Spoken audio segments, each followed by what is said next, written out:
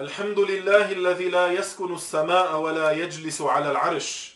هذا الكتاب سنن النسائي بشرح الإمام الحافظ جلال الدين السيوطي، المجلد الثاني الجزء الثالث، طبع دار إحياء التراث العربي بيروت لبنان، في الصحيفة 18. يقول الإمام السيوطي رحمه الله: قال القاضي عياض: لا خلاف بين المسلمين قاطبة فقيههم ومحدثهم ومتكلمهم ونظارهم ومقلدهم أن الظواهر المتواردة بذكر الله في السماء كقوله تعالى: أأمنتم من في السماء ونحوه ليست على ظاهرها بل هي متأولة عند جميعهم.